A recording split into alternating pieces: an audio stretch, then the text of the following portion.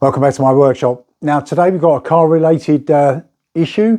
It's very simple, but the consequences of not doing it are quite dramatic. Okay, it's the simplest thing in the world. It's just topping something up. Now what I'm talking about is Adblue. Okay, that's this stuff here. Now this is an additive that you add into your vehicle and it controls the exhaust emissions on your diesel vehicle. Now I've recently bought a Range Rover which now uses this. I've never had a car that used it before, and the consequences of not keeping it topped up can be quite dramatic. Okay, and it'll end up costing you a fortune because you'll have to put your car into a garage.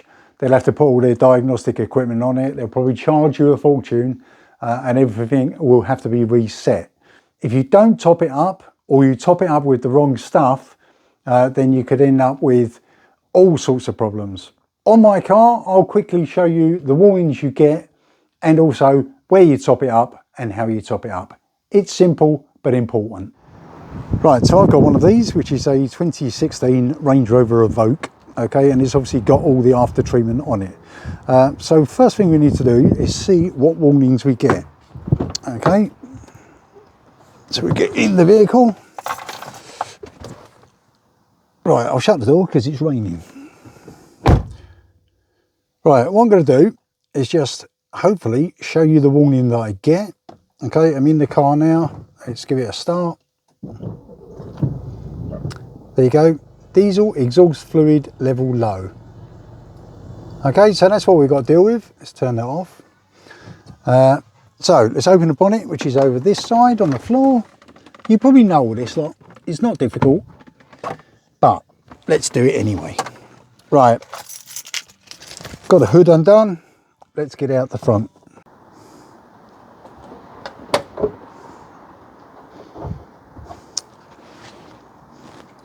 Right, so the bit we're interested in is over here. Okay, let's give you a quick zoom in.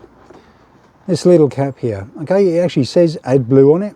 My engine's a bit hot at the moment, but that says Adblue and it's a screw-on cap. So let me get a light because it's getting a bit dark, and then we'll unscrew that and fill it up.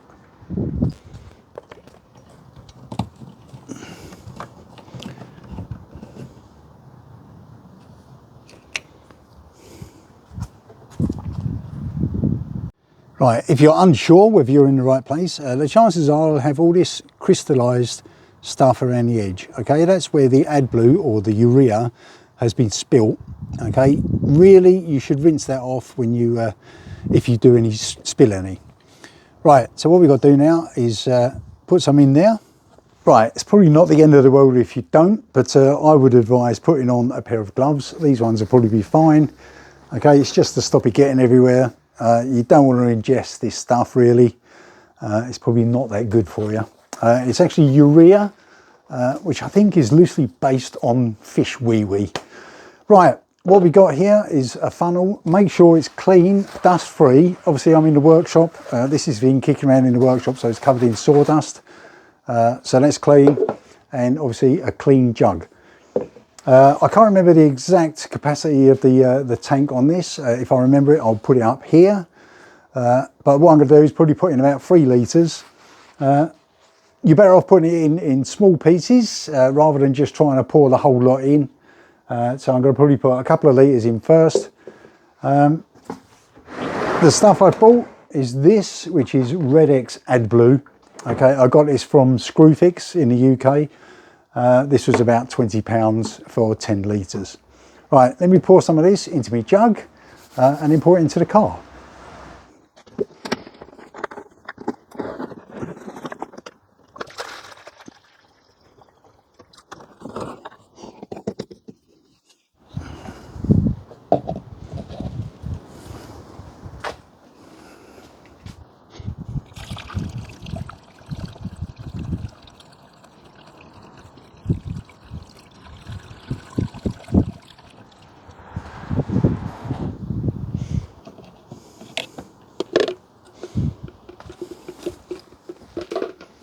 Right, okay, so that was simple enough. Make sure you don't get any of that urea on the bodywork of the car because it just does nasty things. All right, screw the top back on. Okay, if you have spilled some, rinse it off with just cold water will be fine, just to get rid of it. Just looking at the cap here, sometimes these can get very tight because obviously if you spilt some AdBlue, it can crystallize and it makes it very tight to undo. But if you look, there's a 3/8 drive square in there, okay? So you can use a ratchet if you need to. Don't do it up with that, okay? But you can use it to undo it. All right, okay, that's just another little tip. Right, that's solid. Let's get back in the workshop.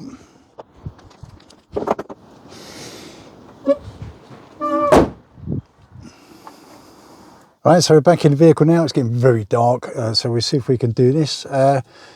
If you turn the ignition on, what we can do is we can actually check to find out how much range we have, okay, on the, before we have to put any more in.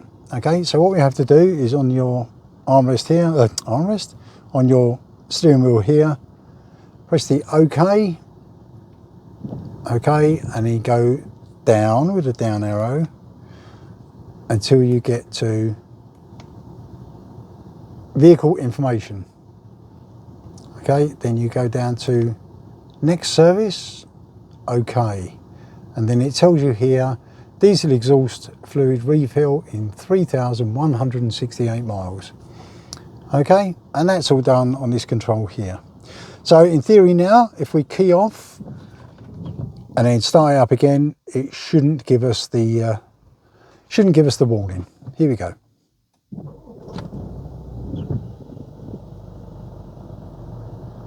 Okay, life's good. Right, so that's all the physical stuff done. As I said, it wasn't difficult, but it's cold, so I'm going to get back in the workshop. Right, so that's it. I told you it wasn't difficult, it's easy enough, but if you don't know, then you don't know. So for the sake of watching this video, hopefully I've saved you a lot of money, because if you don't fill up with this stuff, it will cost you a fortune. Okay, your car will just stop. It won't really tell you why it stopped. You'll have to call the garage out, and it can save you a fortune just by topping this up. I say this was £20 from Screwfix. It does actually come with an easy pour funnel, but this is quite a heavy thing. So the way I've done it using a jug and a funnel, it saves a lot of messing around. Okay, I'm happy with that now. I can use my car again. Hopefully I've saved you some money and give you some information. Right, thank you very much for watching, and I'll see you in the next video. Bye.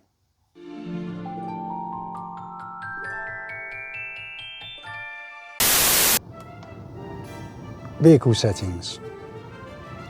No, not that.